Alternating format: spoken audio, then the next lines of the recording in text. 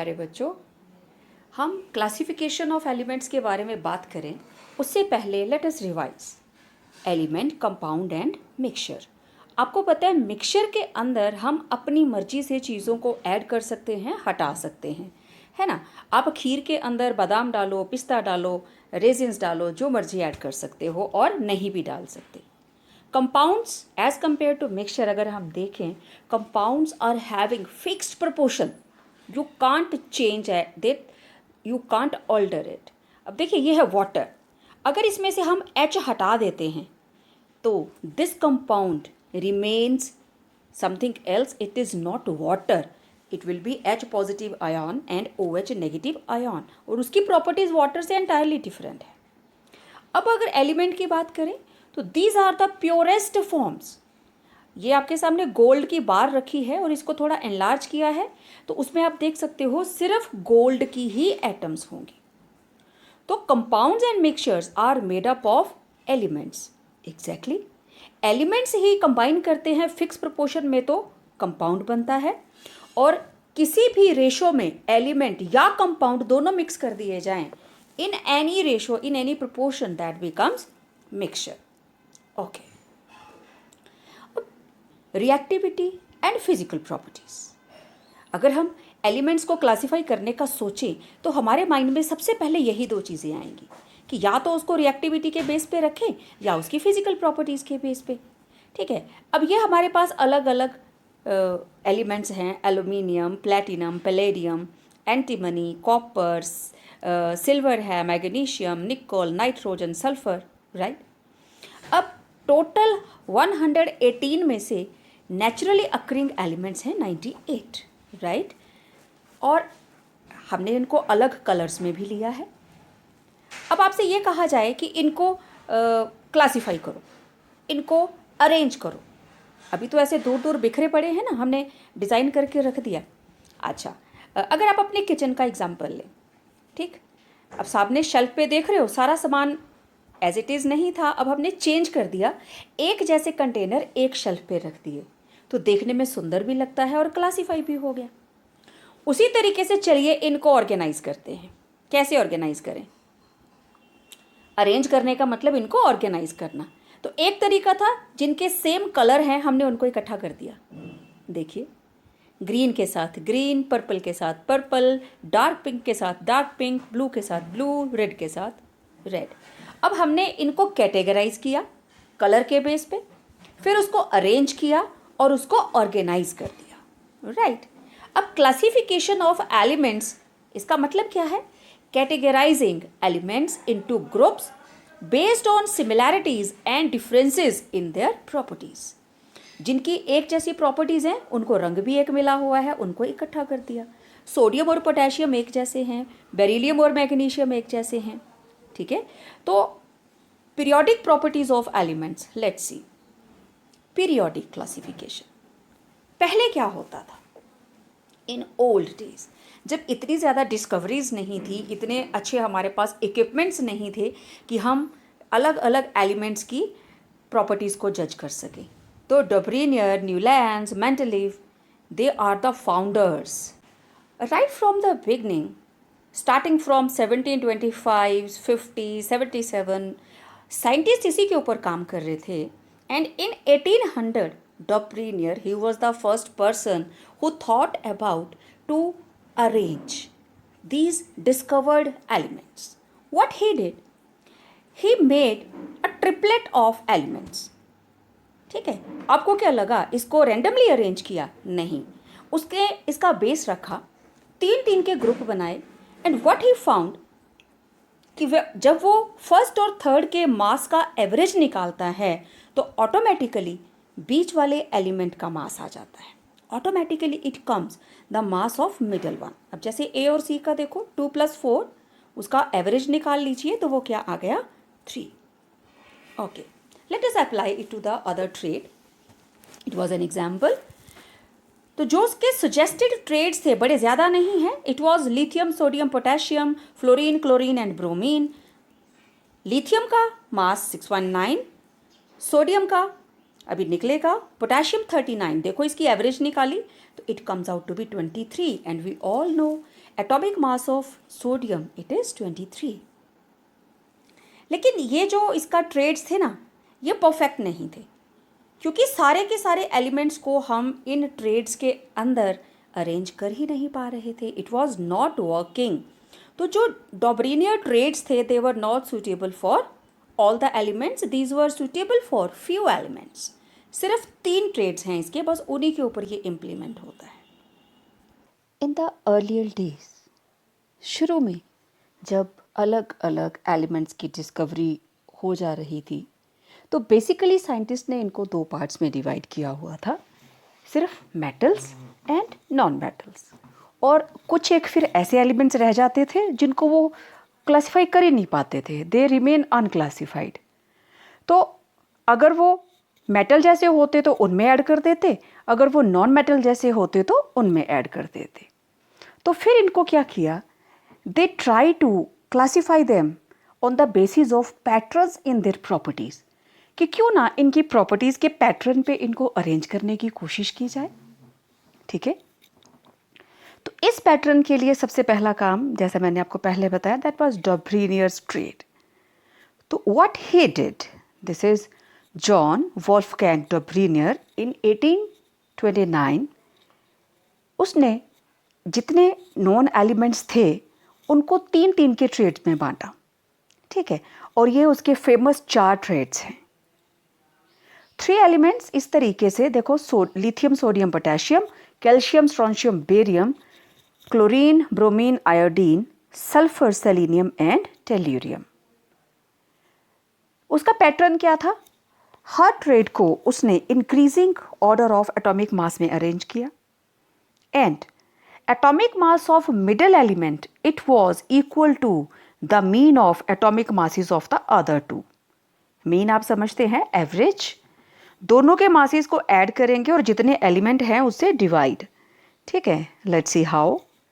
Lithium is 6.9, potassium is 39, दोनों को add करो, टोटल 2 एलिमेंट हुए ना, इसको मीन निकाल लीजिए तो it will be equal to 23, which is automatically mass of sodium। तो atomic mass of sodium is the mean of atomic masses of lithium and potassium। Similarly जो इनके दूसरे 3 और ट्रेड्स थे, क्लोरीन ब्रोमीन आयोडीन, उनका भी सेम ऐसे ही था। तो डॉबरिनियर ने इसी तरीके से, ये देखिए इसका नेक्स्ट ट्रेड कैल्शियम बेरियम, और इसके बीच में क्या आएगा, स्ट्रोंशियम। तो सी स्ट्रोंशियम 87.6, एवरेज निकाली, वो भी same mass. Third tried chlorine bromine and iodine. तो क्लोरीन और आयोडीन, इन दोनों के मास को ऐड किया, उसका मीन निकाला, तो किसका आ गया मास, ब्रोमीन का। तो ब्रोमीन क्लोरीन और आयोडीन के बीच में है। Now the fourth trade it was sulphur tellurium, और उसके सेंटर में कौन आएगा, सेलेनियम। तो आप चेक कर सकते हो, सल्फर और टेल्यूरियम का एटॉमिक मास ऐड किया, उसकी एवरेज निकाली, and we got 79 and it is the atomic mass of selenium. Now one more, nitrogen, vanadium and phosphorus, but it was not applicable, it was not obeying Dobereiner rule, जो उसने कहा था कि तीनों को अगर increasing order of atomic mass में रखें तो ऐसा होना चाहिए। देन नेक्स्ट हमारे पास आए जॉन न्यूलैंड्स, और न्यूलैंड ने क्या किया, एलिमेंट्स को अरेंज किया इन द ग्रुप ऑफ 7, और उस टाइम टोटल 56 एलिमेंट्स नोन थे, and he arranged in 7 groups, right. और इनको हम किस तरीके से लेते हैं कि दैट फर्स्ट और 8th इनकी प्रॉपर्टीज एक जैसी आ रही हैं। ही ट्राइड, आप देखो सारे के सारे ग्रुप अलग अलग कलर के हैं, मीन्स हर कलर की अपनी प्रॉपर्टीज हैं। जैसे होता है ना, सरगम होती है सारे गामा पाधा नी सा, सा से स्टार्ट किया, नी पे खत्म होता है, लेकिन फिर से सा स्टार्ट हो जाता है। तो फर्स्ट और 8th दोनों एलिमेंट्स एक जैसे, and he arranged all the 56 elements in their increasing order of mass। ये देखिए, सारे गामा पाधा निसा, पूरा उस तरीके से हो गया। And he started from lithium, उसके 8th पे आ गया sodium, properties same, right, first और 8th मिल गया। देन बेरिलियम से स्टार्ट किया, beryllium, boron, carbon, nitrogen, oxygen, fluorine, sodium, magnesium, again first and 8th they are having similar properties. So you may begin from any element and 8th element it will be having same properties होंगी। तो इसको कहा गया Newlands law of octaves, 8 और 1, right. लेकिन problem ये थी कि ये जो सीक्वेंस था it was applicable only up to calcium, इससे आगे प्रॉपर्टीज के अंदर सिमिलैरिटी नहीं आ रही थी। And that time only 56 known elements थे और उन्हीं के लिए ये बनाया गया था। कल को कोई और एलिमेंट आता है उसके लिए कोई जगह नहीं थी वहां पे, राइट। एक और बड़ी गलती की उसने, आप जरा फर्स्ट वाले ग्रुप को देखो, कोबाल्ट एंड निकल, इन दोनों की प्रॉपर्टीज मैच करती हैं, ओके, लेकिन इन दोनों की प्रॉपर्टीज ना तो फ्लोरीन से मैच करती हैं, ना क्लोरीन से, ना ब्रोमीन से, ना हाइड्रोजन से। तो देखो अनमैचिंग थे एलिमेंट और उसने एक ही ग्रुप में रख दिए, और इन चीजों की उसके पास कोई एक्सप्लेनेशन नहीं थी कि मैंने क्यों रखे हैं। This is Newlands law of octaves. अब न्यूलैंड्स के जो टेबल था उसके क्या फीचर्स थे देखें। It was applicable only up to calcium out of total 56 elements known at that time. तो आपका 1 mark question, how many elements were known at that time? It was 56.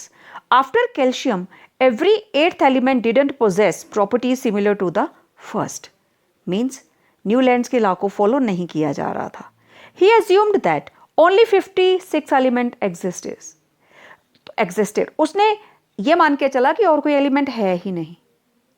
But later several elements were discovered. To fit the existing elements, Newland placed 2 elements in the same position, which differed in their properties.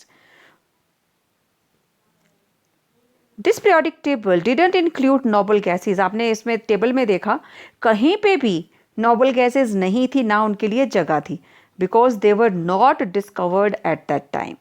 उनकी उस time discovery ही नहीं हुई थी। जो था classification का, इसको भी डिस्कार्ड कर दिया गया। Here comes Mendeleev, और इसने बहुत ज़्यादा काम किया है। He was the first person having systematic approach to classify elements, and it is the foundation of modern periodic classification. यहीं से मॉडर्न पीरियोडिक टेबल की आप कह सकते हैं कि फाउंडेशन रखी गई, इसी के आइडिया को डेवलप किया गया। जो सिस्टेमैटिक अप्रोच मेंडलीव की थी। Okay, here comes Mendeleev.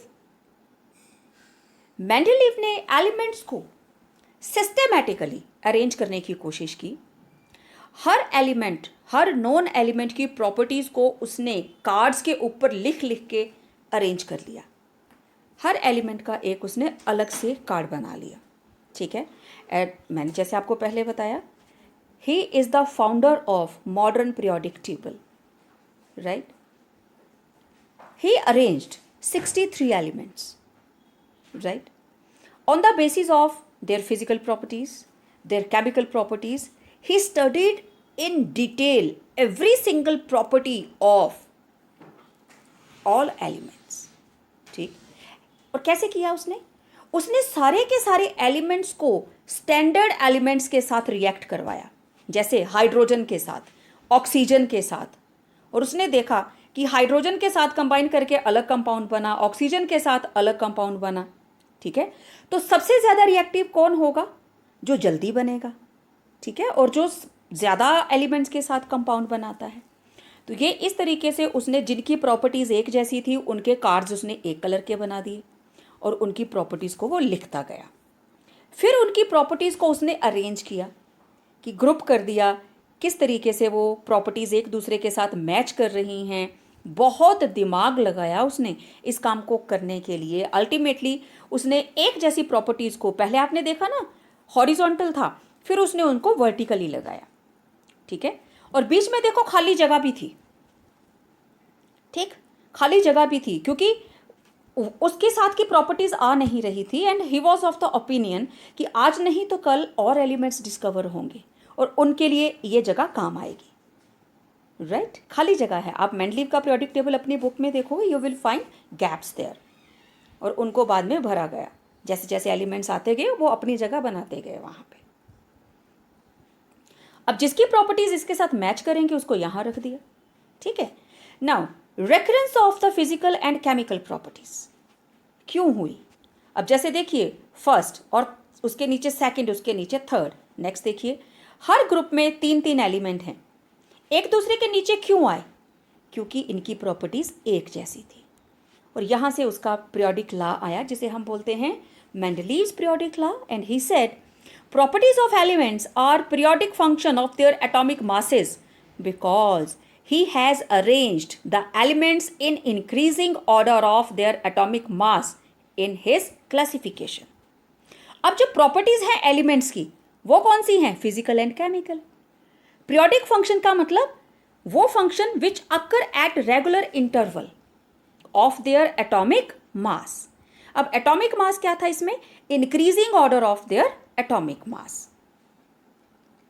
अब ये देखिए जो हमारे पास मॉडर्न पीरियोडिक टेबल है, इसके अंदर जितने भी ग्रुप हैं आपको पता है इनको अरेंज ही ऐसे किया गया है कि they are having similar properties, physical and chemical properties, हर ग्रुप में अलग अलग। And Mendeleev laid the foundations for the modern periodic table. After Newland, the major work has been done by Mendeleev. Dmitry Ivanovich Mendeleev in 1869. Atomic mass of the element was the base foundation to classify the elements. See, this is Mendeleev's periodic table. आपने अपनी अपनी book में देखा होगा। Total इसके अंदर देखिए 8 groups हैं, राइट? और ये देखो जो लाइन से नीचे को आ रही है, these are the periods. How many periods? 1 2 3 4 5 6 7 periods हैं। और बीच में आपको खाली जगह दिखाई दे रही है, ये देखिए देयर आर एम्प्टी स्पेसेस। उसने अरेंज किया इनको in increasing order of their atomic mass, and he gave a law that the physical and chemical properties of elements are a periodic function of their atomic masses. उनकी जो भी physical और chemical property है वो किसकी वजह से है? उनके एटॉमिक मास की वजह से। इस टेबल के अंदर उसने एलिमेंट्स को increasing order of their atomic mass के हिसाब से रखा, कुछ जगह बीच में खाली है, और क्या क्या इसकी हमारे पास बेनिफिट्स आए, क्या क्या चीज़ों को वो एक्सप्लेन कर पाया। Let's see that. He was successful to classify the elements. 8 group and 7 periods. देखिए 7 पीरियड्स हैं जो हॉरिजॉन्टल लाइंस हैं, और जो ग्रुप्स हैं दे आर वर्टिकल।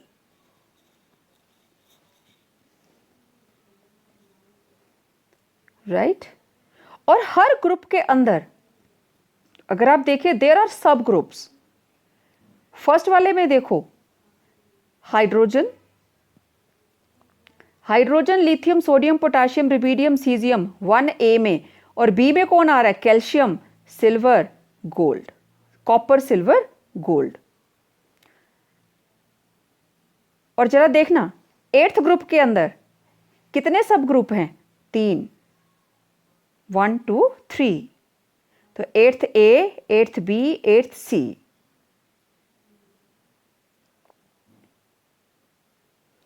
अब जरा देखते हैं merits and demerits of Mendeleev's periodic table. इसकी मेरिट्स क्या रही और इसके डिमेरिट्स, इसकी लिमिटेशंस क्या थी? ठीक है, तो सबसे पहले हम इनकी मेरिट्स की बात करते हैं मेंडलीव के पीरियोडिक टेबल की। सी, at least elements they were in tabulated form. उनको कोई ना कोई पोजीशन दी गई थी। They were having similar properties, जिनकी प्रॉपर्टीज एक जैसी थी। They were grouped together. और देखो बीच में खाली जगह थी, राइट? तो he was of the opinion that somehow sooner or later there will be discovery of new elements and they will be placed in these places. और सबसे बेस्ट एग्जाम्पल जो हमारे पास है दैट इज एका एल्यूमिनियम. एल्यूमिनियम के बाद वाली जगह आप फिर देखना भी टेबल के अंदर वो खाली थी. तो उसने कहा कि एल्यूमिनियम के बाद जो एलिमेंट डिस्कवर होगा उसका नाम उसने दिया एका एल्यूमिनियम, मीन्स आफ्टर एल्यूमिनियम. तो देखिए वो एलिमेंट आपको पता है दैट इज एल्यूमिनियम के बाद आता है गैलियम. अब जरा कंपेयर कीजिए, ये जो बीच वाला कॉलम है ये मेंडलीव ने एज्यूम किया था कि उसकी एटॉमिक वेट इतना होना चाहिए, डेंसिटी इतनी होनी चाहिए, मेल्टिंग पॉइंट इतना होना चाहिए, वैलेंसी 3 होगी. और गैलियम के साथ कंपेयर करो, बिल्कुल सही. जो कुछ मेंडलीव ने दिया था सेम वही formula, density, mass, everything was same when gallium was discovered. कि मेंडलीव का आइडिया कितना सही था. जो उसने प्रेडिक्ट किया लेटर ऑन जब गैलियम की डिस्कवरी हुई तो it was having same properties, same everything, similar property discovery as predicted by Mendeleev for eka aluminium. तो देखो ये जो डार्क पर्पल आप ब्लॉक्स देख रहे हैं ना, ये थी अननोन एलिमेंट्स टू मेंडलीव. और देखिए नोबल गैसेस के लिए उसने जगह अलग से रखी हुई थी. It was the merit of this periodic table that he has placed noble gases in separate group. उसको पता था इनकी प्रॉपर्टीज बिल्कुल अलग हैं तो उसने उनको अलग से रखा हुआ था. Now demerits. ऐसी कौन सी चीजें थी जिन्होंने इस मेंडलीव के पीरियोडिक टेबल को फेल कर दिया? He was not sure about the position of hydrogen, कि उसको मैं अल्कली मेटल्स के साथ रखूं या फिर दूसरी साइड हैलोजेंस के साथ रखूं, because it was having same properties. Right. Then, after the discovery of isotopes, now you can see carbon, it is having 2 types of isotopes with atomic mass 12 and 14. इसको कहाँ रखें? क्योंकि अगर ये टेबल एटॉमिक मास के increasing order में बना है तो कार्बन को 2 पोजीशंस मिलनी चाहिए थी, राइट? हाइड्रोजन को 3 मिलनी चाहिए थी, ऑक्सीजन को 2 मिलनी चाहिए थी, क्लोरीन को 2 मिलनी चाहिए थी, बट नहीं हुआ. देन What he did, कुछ टेबल्स में उसने क्या किया, इंक्रीजिंग ऑर्डर ऑफ एटॉमिक मास को फॉलो नहीं किया. इधर ऊपर ग्रीन में देखिए potassium is 39.1 and it placed after organ. इधर देखिए निकल, निकल का मास 56.7 और कोबाल्ट का 58.9, राइट? तो हायर मास पहले रखा है और लोअर मास बाद में रखा है, जबकि रखना कैसे चाहिए था, इंक्रीजिंग ऑर्डर ऑफ एटॉमिक मास.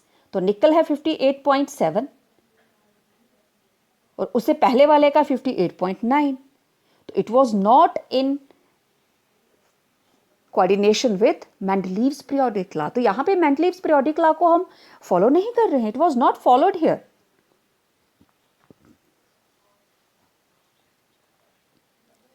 लेकिन एक चीज आप देख सकते हो, जो जगह मेंडलीव ने खाली छोड़ी थी लेटर ऑन भर गई. अब देखिए कुछ एक एलिमेंट्स तो बिल्कुल ही मिसमैच थे. अब एक एग्जांपल देखिए आप, ये देखो ये ब्लू कलर में हाईलाइट हुआ मैंगनीज, और देखो जरा किसके साथ रखा है इसको, हैलोजेंस के साथ, which are very very important non metals, purely non metals. इनकी आपस में किसी तरह की भी मैचिंग नहीं है. It was the major demerit. चलिए अब हम देखते हैं ज़रा मॉडर्न पीरियोडिक टेबल को. And it was Henry Moseley in 1913 who considered the property of atomic number. He considered atomic number as a fundamental property of an element in place of atomic mass as it was considered by Mendeleev. Now what is atomic number? आपने सबने second chapter पढ़ा है. It is equal to number of protons, right, and number of electrons in an neutral atom. For example ये देखिए sodium है आपकी screen पे, आप देख पा रहे होंगे इसको. फर्स्ट शेल में 2 इलेक्ट्रॉन, सेकंड शेल में 8 और थर्ड शेल के अंदर 1 इलेक्ट्रॉन. तो इसका एटॉमिक नंबर है 11 और एटॉमिक मास है 23. तो नंबर ऑफ प्रोटॉन्स हैं 11 और प्रोटॉन्स कहाँ पे रहते हैं, inside the nucleus and number of electrons that is also 11 और electrons कहाँ रहते हैं around the nucleus in different shells, right? So this is the structure of atom. आपने बहुत डिटेल में पढ़ा है इसको, तो आप देख सकते हैं this is atomic number and it is the fundamental property of an element. तो हेनरी मोजेले ने मेंडलीव के पीरियोडिक लॉ को मॉडिफाई किया. सारा कुछ सेम था, बस मास की जगह उसने एटॉमिक नंबर ले लिया.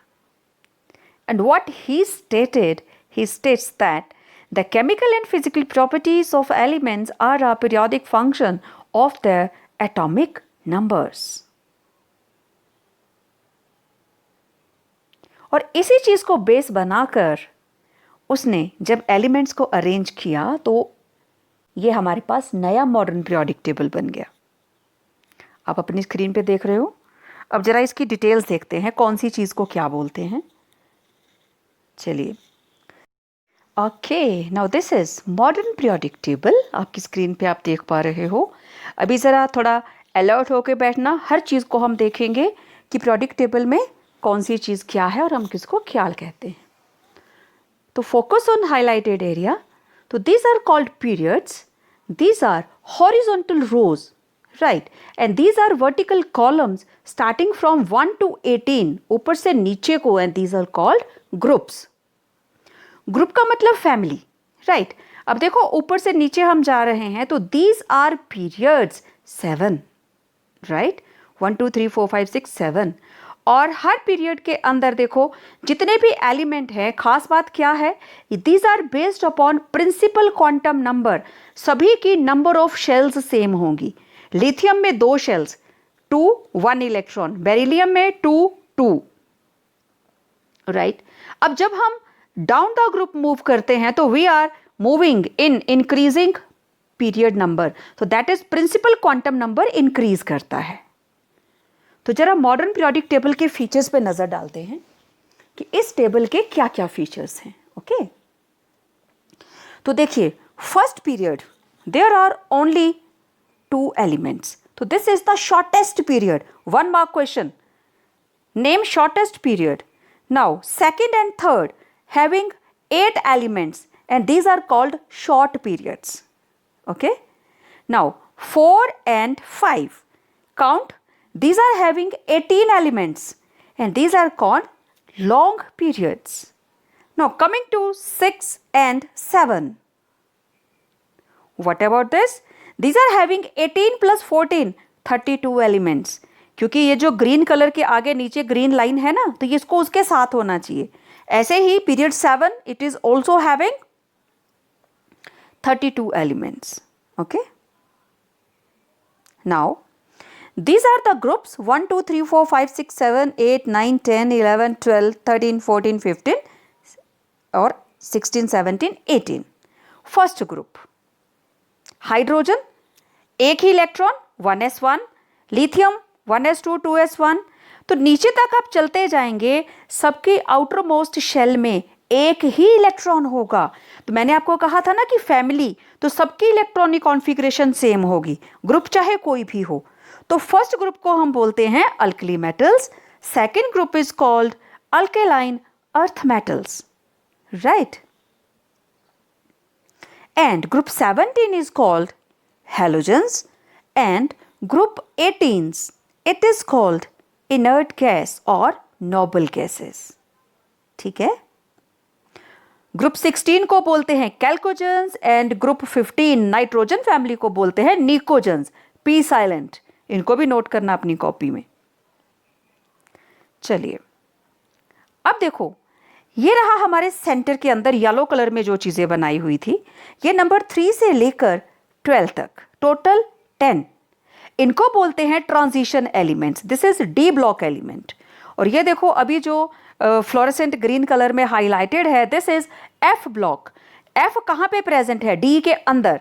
तो this is called inner transition elements. और जो फर्स्ट 2 ग्रुप्स है, आपको पता है उनको हम क्या बोलते हैं? S block. तो लेंथेनॉइड्स के अंदर एटॉमिक नंबर 58 to 71 और एक्टिनॉइड्स के अंदर 90 to 103.